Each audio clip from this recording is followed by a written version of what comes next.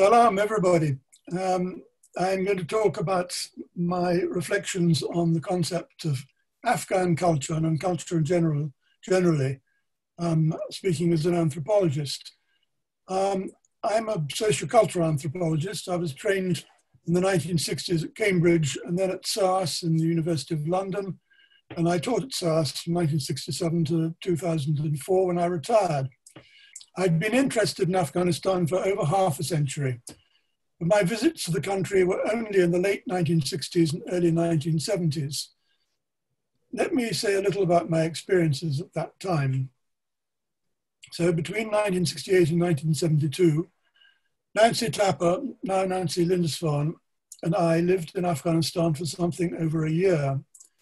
We did surveys of much of the north between Baghlan and Badghis in summer of 1968, and then again in the winter of 1970 to 71, looking for a group of pastoral nomadic people who would be willing to host us, to have us to stay for a period of ethnographic research. In late winter of 1971, we settled with the Piruzai, a small community of Durrani Pashtuns of the Issaaqzai tribe in what is now Saripul province. The Piruzai were semi-nomadic. They had villages and irrigated farmlands, as well as extensive winter and spring pastures in the dasht nearby. Up to a third of the families of the Piruzai trekked southwards with their flocks towards summer quarters in Bor in Lalasar Jangel district. We traveled with them in May to the mountains and then back again in August to the villages, where we stayed for a short while looking at their life in the villages before we had to leave again before autumn set in the country.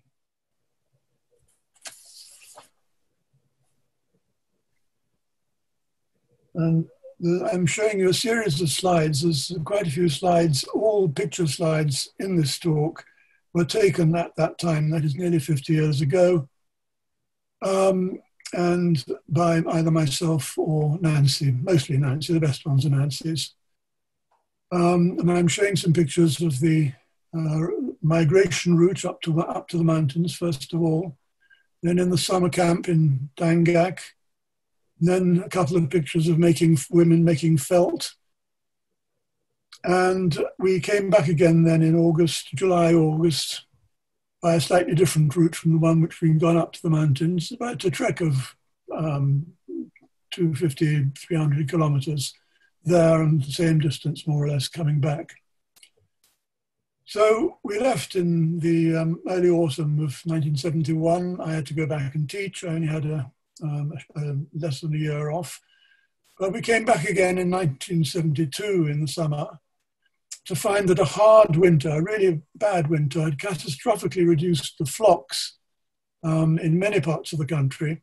And nobody, for example, from the Piruzai had gone that spring to the mountains.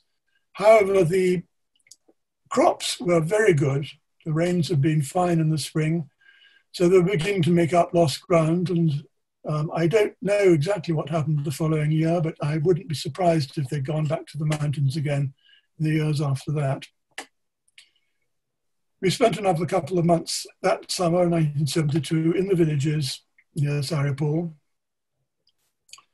taking part in various, some of the farming activities and lots of weddings and all sorts of things that were going on. And then left for good, again in the late summer of 1972. And we planned and had funded another return period in 1979 for 6 months. But obviously that didn't happen because of political events in the country and so on. And in fact, we were never able to go back. And we have since mid-1980s, we've lost touch with our former hosts. In 1991, Nancy published the book Bartered Brides, a substantial book on the subject of marriage and its importance in Piruzai tribal economy and society. It's become a standard ethnographic account of Afghanistan, of part of Afghanistan. While we were doing our field work, we recorded about 100 hours of stories, narratives, and interviews on tape. And I was very much inspired by a book called Aikenfield by Ronald Blythe, which came out in 1969. And it's a story of an English village not far from where I'm talking to you now from. And I planned eventually to publish a selection of the stories that we'd recorded as a book on the model of Aikenfield. But unfortunately, it wasn't for various reasons until after I retired that I was able to complete the work of translation, selection, and editing of these stories. Until this summer, this year, finally, Afghan Village Voices, Stories from the Tribal Community was published. The stories range widely. Some are memories of the Pirazai migration as a community to Saripol 50 years beforehand from their original homeland in Helmand, in Nowzad and Musaqala. Other stories are the accounts of doings of powerful khans and feuds and ethnic strife. Others, again, are about falling in love, elopements, marriages, childbirth, and the world of spirits. Still others are of farming and livestock rearing and the skills and the skullduggery people need to survive economically in the conditions in which they were living. And these stories are interspersed with a variety of folk tales that echo many of the themes in the stories. Afghan Village Voices is not about current events or even recent events. It's about the lives of some rural Afghan people, many of whose children and grandchildren will have probably been actors in recent events. Of course, I've asked myself, will such a book be a historical curiosity, like Aikenfield, or will it have some relevance to Afghanistan today? Has everything of interest and importance in Afghan rural society in 1970 changed beyond recognition? Or are there some continuities, some features of life that can be recognized today, 50 years later?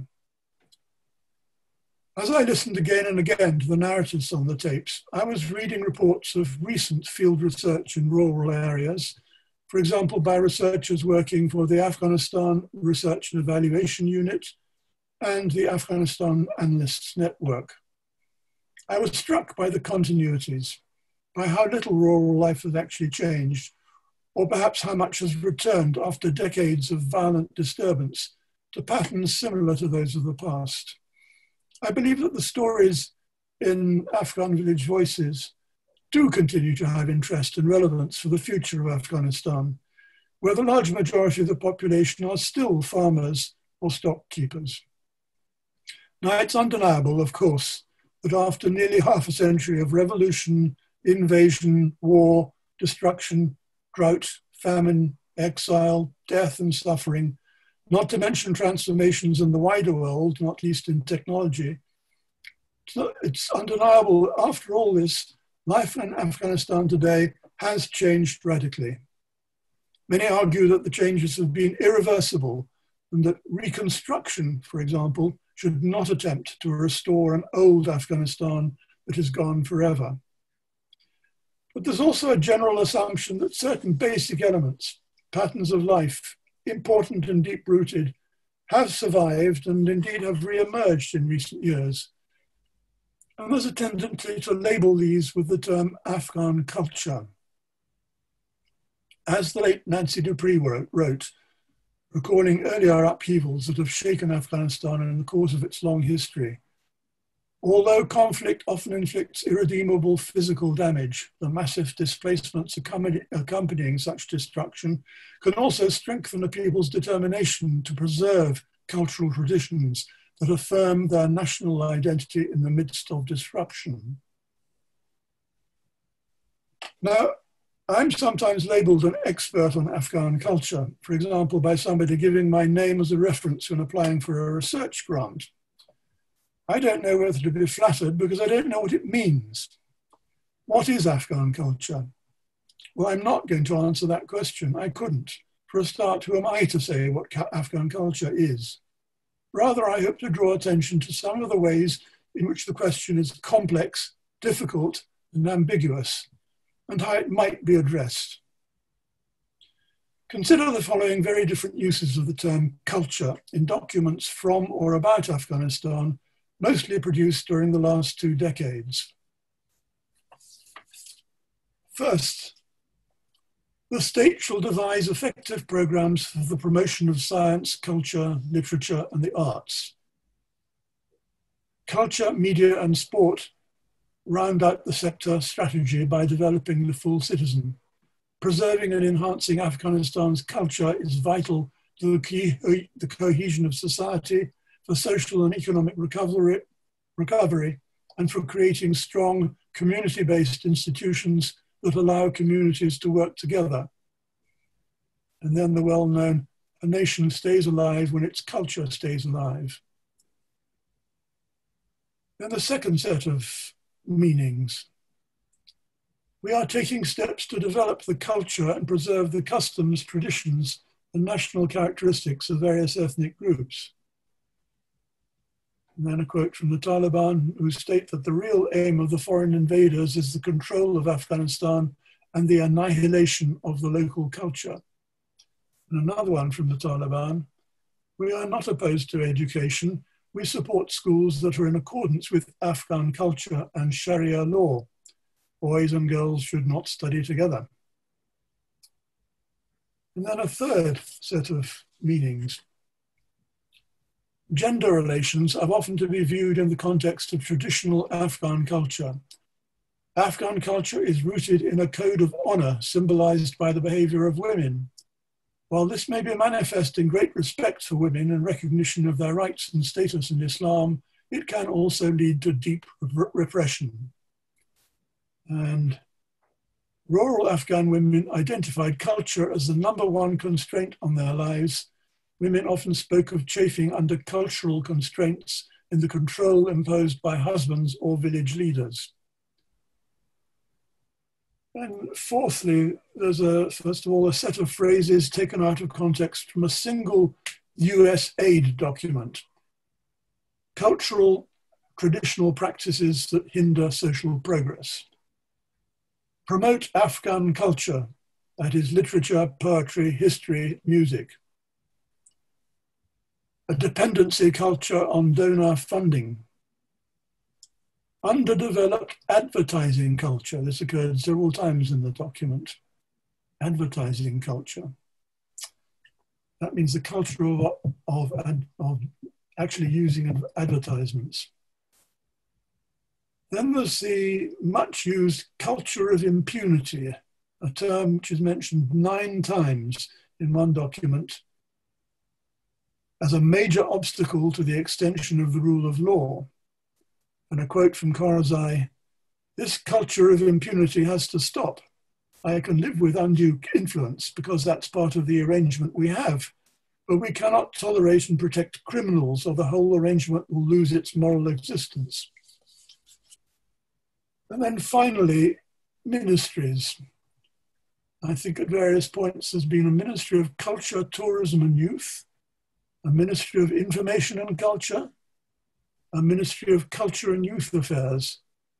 And it bears pointing out that the current version in the United Kingdom is, I got it wrong originally, it's Department for Digital, Culture, Media and Sport.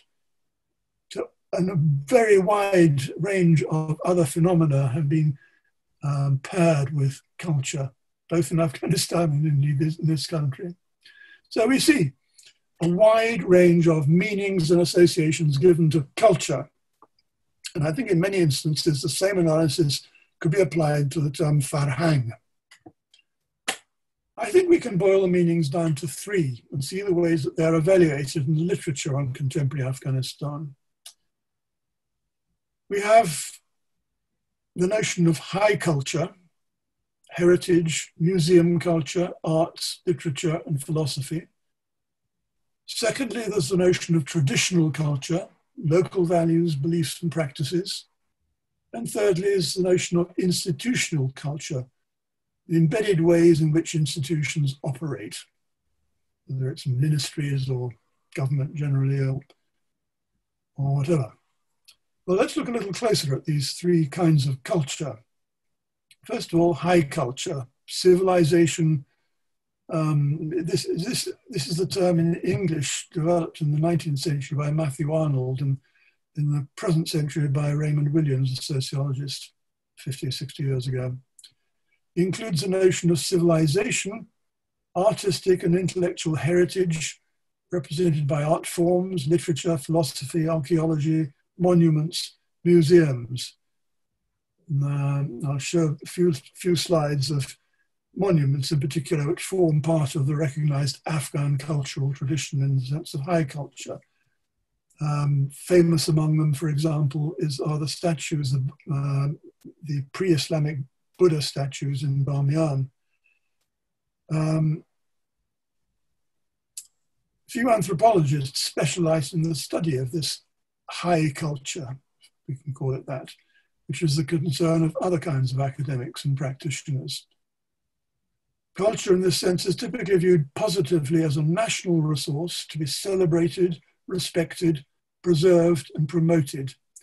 It may also become the subject of attention in World Heritage terms.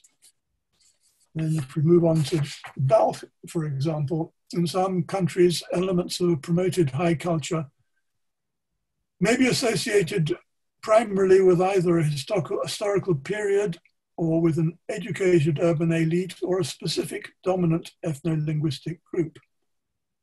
Many high cultural national monuments are religious. In Afghanistan, some are pre-Islamic, some are Islamic mosques and shrines, such as the famous shrine of Hazrat Ali in Mazar-e-Sharif. We then take traditional culture, which is a standard notion in anthropologists following 19th century founder of anthropology, Edward Tyler. Here is meant values, beliefs, customs, and practices. Many Afghans and foreign observers strongly associate this local traditional culture with Islamic values, if not prescriptions. Others, again, both Afghans and outsiders, question that association and point to alternative interpretations of Islamic sources that appear to condemn certain elements of Afghan traditional culture as being un-Islamic. This area of Afghan culture is commonly viewed positively, for example, in relation to features like hospitality, politeness, food, family solidarity. After 2001, many observers and researchers reported that the main reason why foreign troops and the rest of the expatriate crowd in Kabul and elsewhere did not succeed in winning Afghan, quote, hearts and minds, unquote, was their cultural insensitivity. Notoriously, the foreign troops from several nations are reported as having broken down the doors of private houses, entered houses and mosques wearing boots. They don't know and they don't respect Afghan culture, being the interpretation. But certain elements of this Afghan culture, this traditional Afghan culture, are also negatively evaluated, as we've also already said. Notably, patriarchal values and institutions widely regarded as an impediment to change and to the introduction of human rights. Such cultural constraints are reported again and again as reasons or excuses for not implementing or encouraging change, for example, in women's rights and opportunities. Finally, with institutional culture, culture as a way of working associated with contemporary institutions, government, and other organizations, observers have constantly criticized the now cliche culture of impunity in the police and the legal system, and the culture of corruption, the Kalashnikov culture of the Mujahideen, a culture of violence, drug culture, dependency culture, and others talk of new forms of culture that need to be introduced, such as advertising culture and the culture of accountability. All these terms you will find easily if you look through any of the recent literature about Afghanistan. Well, how do anthropologists understand culture? Anthropologists of my generation, typically, though not exclusively, did field studies among rural populations in non-industrialized countries. That was very much the model 50, 60 years ago. It's much less so now. We were motivated by a desire to understand and then to respect local cultural practices, which we often compared favorably with those of city dwellers, like ourselves. We were often also blind to or biased against local government organizations, particularly after we learned how corrupt they were. And we were also suspicious of people who promoted universalist values and ideals, such as human rights, introduced from the outside by modernization and westernization. But inevitably, while we were doing our field research, we experienced ethical dilemmas, sometimes intense, where our sympathies with our hosts as friends clashed with our own personal values. An example is the case which is described and analysed at length in both Nancy's Bartered Brides and my Afghan Village Voices, of what happened when a Pashtun woman eloped with a Hazara man. A classic anthropological definition of culture is learned social behaviour. It's what distinguishes humans from animals, although the study of animal cultures is now well established, as well as what distinguishes different human groups from each other. Many anthropologists consider culture in the sense of beliefs, values, and customs to be the main focus of their study, and their main business is to record, classify, and analyze these elements of culture. This is often called the natural history approach, because it's a bit like what natural historians do with butterflies or what have you. Nancy Dupree defined these common understandings as follows. Her definition encapsulates these common understandings. Culture embraces those shared ideas, beliefs, emotions, and customs that mold behavior and place value on creative artistic expressions, such as art, music, literature, architecture, and relations with the environment. It defines the way people live and the way they utilize material and non-material resources. It encompasses all members of society, men, women, and children, old and young. It embodies individual and community aspirations. It influences decision-making. Having a strong sense of one's own culture permits individuals to develop an inner strength that inspires them to reach out for more fulfilling lives for themselves, their families, and their communities. Implicit in this, and most of the meanings we've reviewed earlier, is that culture is given. It's handed down like tradition.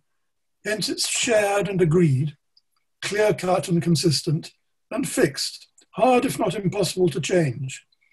As a prime value positively to be respected, preserved, reconstructed, or negatively, it's an obstacle to change and improvement. And this culture is seen as beyond politics, the competition and disputes of individuals, as well as domination by individuals or classes. But anthropologists and others have for some time had serious problems with this view. It begs numerous questions. The main one is, whose culture? Who is defining what is, for example, Afghan culture, or for that matter, British culture? Is it men or women? Is it the old or the young? City dwellers or country folk? Working people or elite landowners and aristocrats? Which ethnic group? If we can identify who is defining culture, do we know whether others agree with this definition? Another problem is that all cultures, that is value systems, are liable to include inconsistencies, clear statements of values together with their opposites. Pashtuns, for example, are reputedly both warlike and peaceful people. When it comes to competing political parties with different programs and policies, which of them represents the national culture? In the last several decades in anthropology and related academic disciplines, the conventional natural history approach to culture, description and classification, has given way to a rather different approach, one that understands culture, customs and values to be the opposite of the conventional view, and insists on examining people's statements about culture as examples of political rhetoric. Instead of studying customs, traditions, values, and beliefs and how they are learned, shared, and passed on, anthropologists now examine how people in a society continuously challenge, negotiate, redefine accepted notions of culture, how, in other words, culture, customs, values, and their meanings are in fact constantly changing and intensely political. However, culture in the conventional sense is now vigorously appropriated by indigenous people and a plethora of ethno-national groups in search of sovereignty and self-determination in this new cultural world, to quote the anthropologist Sally Engel-Merry. This is culture seen as an essential, authentic, fixed tradition. Every people has a culture which they inherit and pass on. Anthropologists and others have attempted to support and reproduce this illusion, but it confuses an ideal, which is aspired to by nation builders, with empirical social reality. It begs the question, has any state ever had such a unified culture? A classic case in point again is British or English culture. What is the British way of life that people fought to defend in World War II? What are British values? Who has the right to define them? And what happens to those who disagree? In state politics, whether nation building or among competing political parties in a parliamentary democracy, it's clear that the notion of culture is deeply implicated. Aspiring politicians, political leaders, ministers, heads of state and government all resort, when speaking to the media or to their constituents, to rhetorical statements about national culture. But this culture, as anthropologist Edmund Leach wrote of myth and ritual over a half-century ago, is a language of argument, not a chorus of harmony. Culture, like knowledge, is power, and power gives the right to define culture. Opinions about the state of Afghan culture tend to polarize. Some observers believe it to have broken down irretrievably. To quote one review of Rory Stewart's book about his journey across Afghanistan, Stewart had observed the slipping away of culture in Afghanistan, how, as he wrote in his book, religion, language, and social practices were becoming homogenized, and how little interest people took in ancient history. Or New York Times journalist Rhoda, Ronald E. Newman, the former United States ambassador to Afghanistan, he wrote, said that decades of war and insecurity have warped the country's culture. You have a corruption of the entire culture of Afghanistan by 25 years of war, said Newman. For others, what is most striking is both the survival of Afghan culture and the degree of uniformity. Contrary to many common assumptions, the various ethnic groups such as Pashtuns, Tajiks, Uzbeks, Hazaras, Turkmens, Baluch, Nuristanis and others have evolved into a mix of Afghans with a fairly common culture, psychology and ethos. For example, Pashtuns from the eastern and western parts of Afghanistan have more in common with Tajiks and Uzbeks from the north than with Pashtuns of Pakistan.